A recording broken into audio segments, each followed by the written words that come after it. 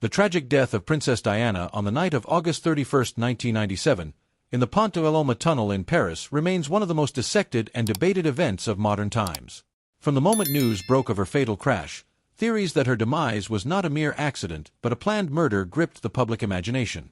While official investigations have closed, concluding her death was the result of reckless driving and paparazzi pursuit, new and haunting claims have emerged that reignite this decades-old mystery.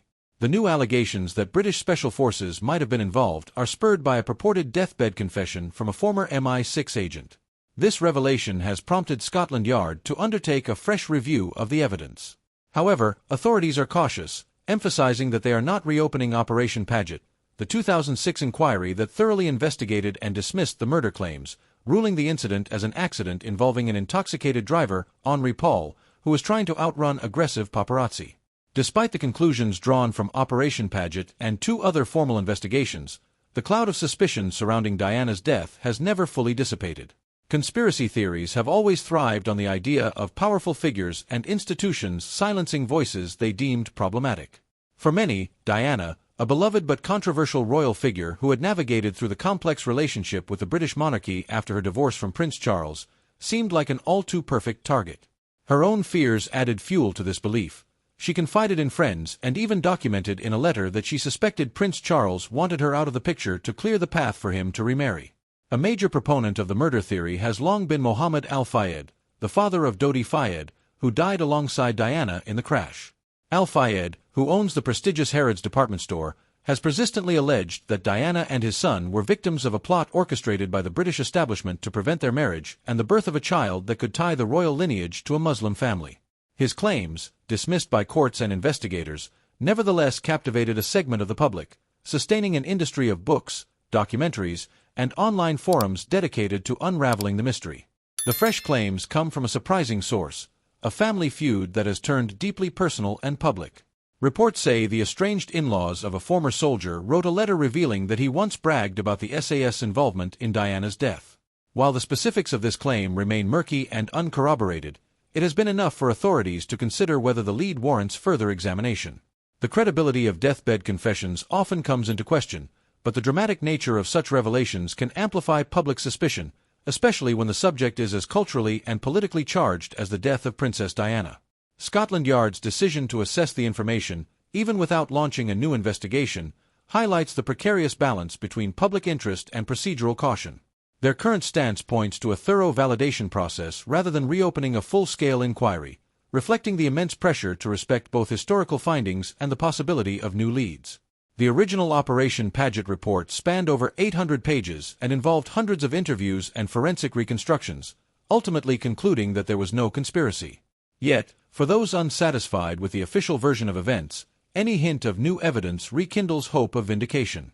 The circumstances of Diana's last night only add layers of intrigue. On August 30, 1997, Diana and Dodi Fayed dined at the Ritz Hotel in Paris.